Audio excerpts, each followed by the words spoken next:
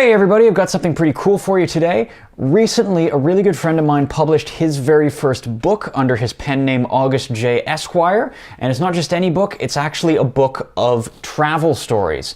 And I actually got to sit down with him a couple of days ago for a quick little interview where he told me all about it. Here it is.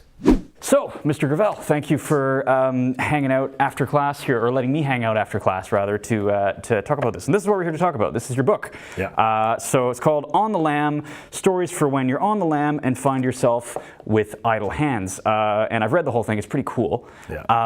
The thing that got me about it is that it's, and I think you actually say this at the beginning, that the stories read like fiction, but they're all for real. Yeah. And it got me thinking back to like grade 11 or 12. Yeah. Because like how I know you is you taught me English, not here, but in another classroom like 4 or 5 years ago.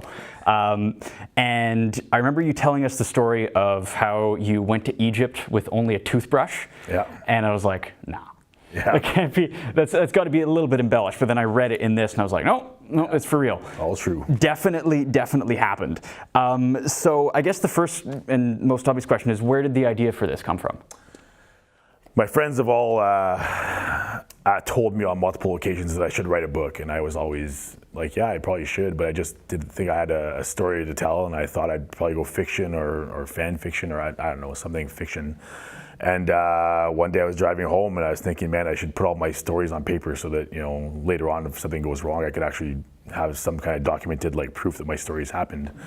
And then it just kind of became like, hey, I'll write it into a book and see if the book's any good. And if it's not, it's not. If it is, it is. But yeah, that's where the idea came from. Just kind of documenting these ideas before I grow senile and, can't remember my own ideas. Okay, well, yeah, so like talking about remembering, like I've traveled a lot and I always find, I can't be the only one, I've always found that the hardest thing is trying to remember all the details. Yeah. But in this thing, it's all so vivid, it's ridiculous. Like there's, my favorite parts are the one where, I forget where this one was, but the one where you and your friend with a straight face introduce yourselves to like the hotel staff that you're Paulina. Yeah, Patricia. Patricia, even though you're not the kind of like person visually that's going to be called Patricia. Yeah, true. And then what's the other really cool? Oh yeah, when crossing the border, dressed as a Mexican with no luggage other than a shoebox with 2 bottles of tequila in it. Yeah. So how do you, like, all those things are as hilarious as they are in this because how detailed they are, but how do you remember all the like little tiny details? So I have a really wicked memory for things that go wrong, and if they go wrong in my head, it just kind of like the gerbil starts to run and just really enjoys that moment, so it kind of like pays more attention. But also I've got a lot of it, I've got photo evidence for. So on my my Instagram, my Facebook page, I've got like, I drop these like odd little hints from upcoming chapters or chapters people have read, and actually proof of like, here's this Chinese guy with a great big bug at the kitchen table, you know, or all kinds of ideas of things that happened.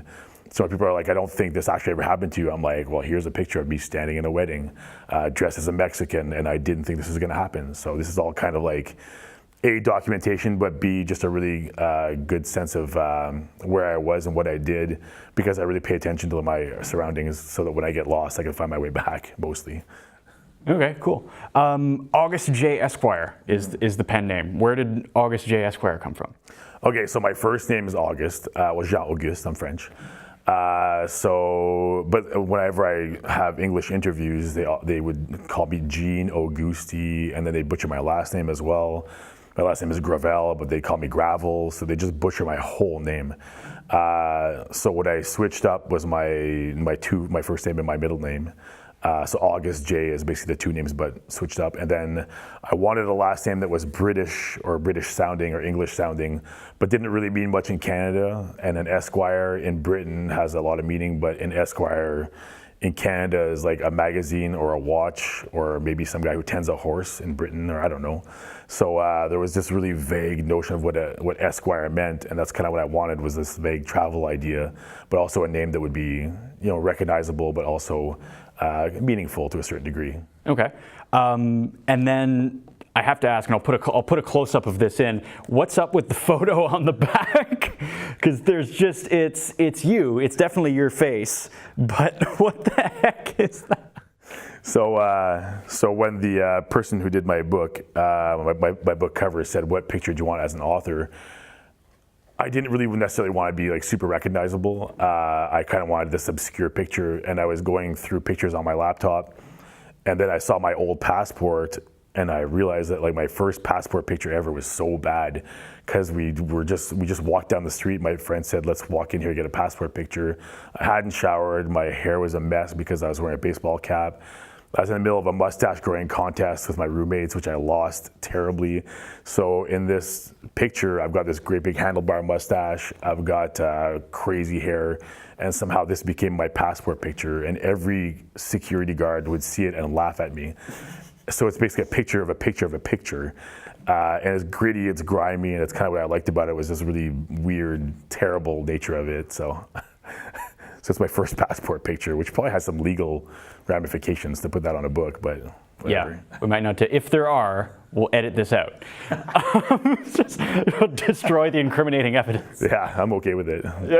Well, I haven't gotten in trouble with it yet. So, and the other, one of the coolest things about this is that, and I have to freely admit that I only know this because you told me. Yeah. I was not literarily smart enough to pick up on this when I read it. But you told me that there's the imagery in each of the stories, and now that I know, and I think back, I'm like, oh yeah, okay, that's pretty cool. That the imagery in each of these stories, so like when you're in Berlin or when you're in China or when you're in all these different places, the imagery that you use and how you're telling the story kind of reflects the place that you're in and the history of it, and I thought that was kind of cool.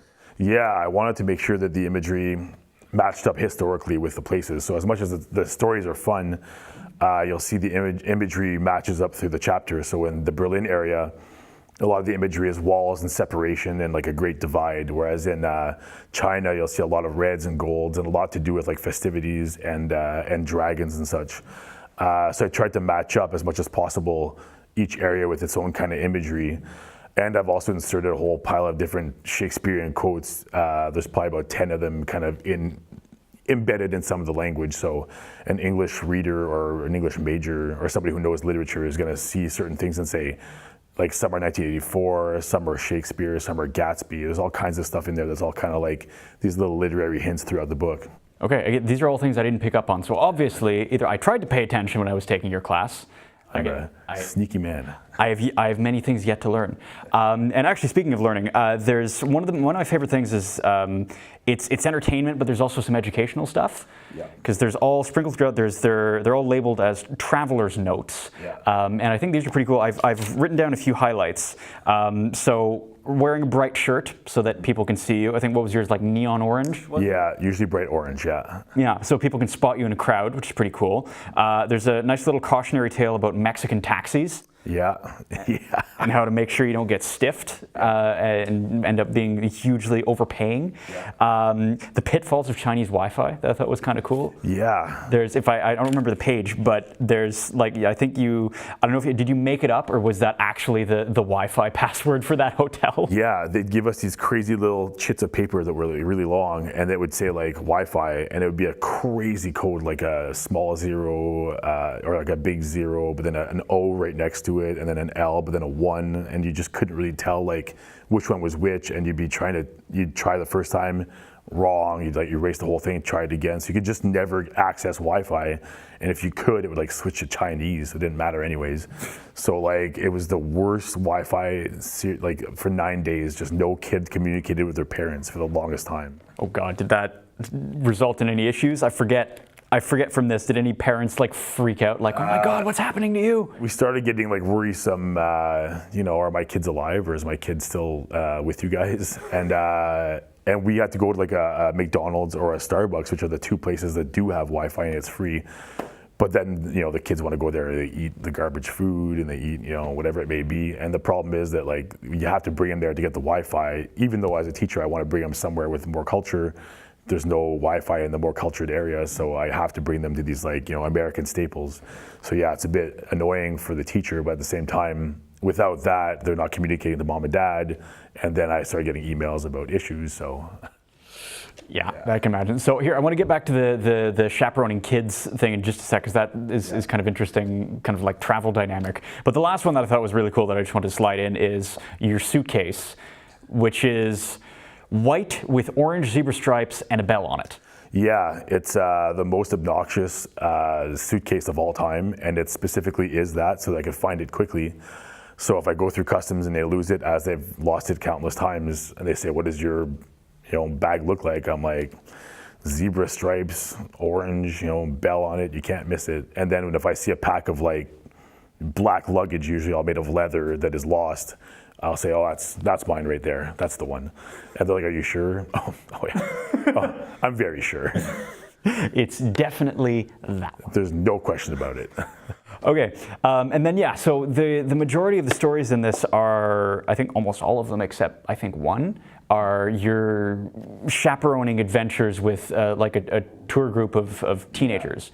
So what's it like for, well, first of all, from your perspective, like having to herd a bunch of kids through foreign cities that you may or may not know that well, and then what does it do for, what kind of experience do the kids get out of it? They are often glued to their phones, which is a little bit unfortunate. If they do look up from their phones, which is refreshing, man, they learn so much about the culture, they learn so much about the people, they learn so much about other cities, other cultures. They also learn a sense of urgency because you have to keep up with the group. Keep your head, keep your eyes on things that are going on around you. Be aware of stuff like pickpockets that we don't have in Canada, purse snatchers. So they really learn to kind of take a chunk out of the world and understand what it is to leave Canada and what it is to come back to Canada, in terms of like the safety, in terms of like, don't worry about people snatching your purse, don't worry about pickpockets in the subway. So there's certain things that are very refreshing about coming back to Canada, but they only learn that sometimes by stepping out of Canada and seeing other cultures.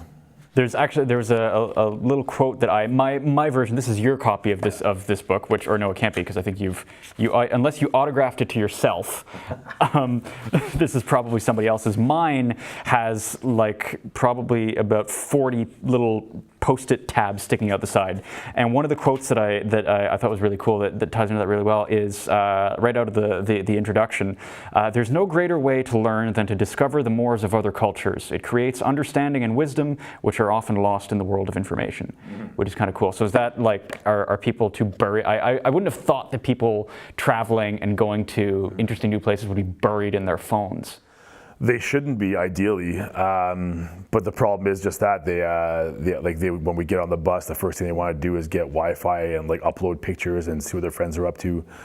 And it's like, man, you're in a new world. Just pay attention and look around you and enjoy what's going on. You might be in the desert, you might be near the Nile, you might be in Italy. Like, check this stuff out. But a lot of the times they just want access to information, which is fine, but you lose that wisdom and that knowledge of like walking in the actual footsteps of like, great Roman emperors or kings, queens. Man, like, look up. Yeah. Well, that's awesome. And anyway, like I said before, this thing is really vivid. So it feels like even, I wasn't there. I never ran on a trip, but I feel like I did. Yeah. So yeah, for people that want to buy this, where do you buy this thing? Amazon.ca and Amazon.com, and the audiobook should hopefully be out within the next month or two, read by myself. So it should be a very entertaining read. It should be it's a good project. It's fun. Okay, awesome. Well, thanks very much. Yeah, thank you. Okay, there we go. I hope you enjoyed that. If you would like to get a copy of the book, I've put the links in the description, and the audiobook version will be out on Audible very soon. If you enjoyed the video, please remember to like and subscribe. I've been Alexander. Thank you very much for watching. Until next time, goodbye.